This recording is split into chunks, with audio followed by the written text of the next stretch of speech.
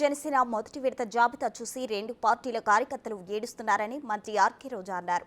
Power sharing, seat sharing అన్న జనసేన అధినేత పవన్ కళ్యాణ్ పావలా శాతం సీట్లు కూడా తెచ్చుకోలేదని ఎద్దేవా చేశారు. రాష్ట్రం విడిపోయాక చంద్రబాబుకు అధికారం ఇస్తే ప్రజలకు మంచి చేయకపోగా రాష్ట్రాన్ని అప్పుల పాలు చేశారని దుయ్యబట్టారు. ఎన్నికల తర్వాత చంద్రబాబుకు, పవన్ కళ్యాణ్కు రాజకీయాల నుంచి శాశ్వతంగా రెస్ట్ ఇవ్వడానికి ప్రజలు సిద్ధంగా ఉన్నారని స్పష్టం చేశారు.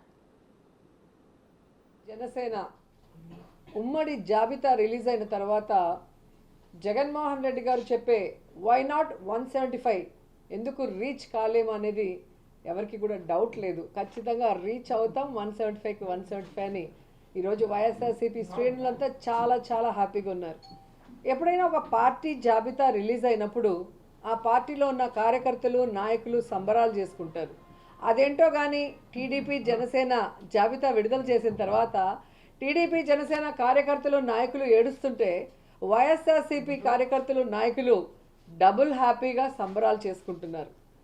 ఎందుకంటే ఈరోజు ఆ జాబితా చూశాక పవన్ కళ్యాణ్ అసలు ఎందుకు పార్టీ పెట్టాడు అని మాకే కాదు, ఈరోజు జనసేన కార్యకర్తలు, నాయకులకు కూడా అర్థం కావట్లేదు.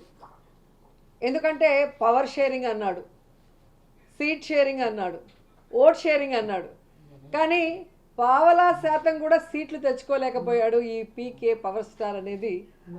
ఈరోజు ప్రజలు అంటున్నారు ఈయన పవర్ స్టార్ కాదు, పవర్ లేని స్టార్ అని.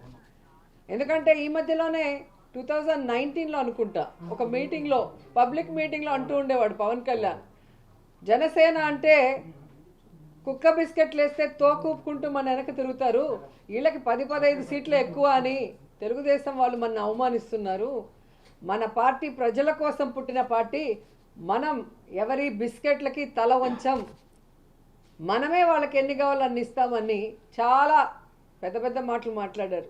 మరి ఈరోజు 24 సీట్లకి కుక్క బిస్కెట్లు వేస్తే తోకూపినట్టు ఎందుకు తోకూపుకుంటూ చంద్రబాబు నాయుడుతో ప్రెస్ మీట్ పెట్టారో పవన్ కళ్యాణ్ చెప్పాల్సిన అవసరం ఉంది.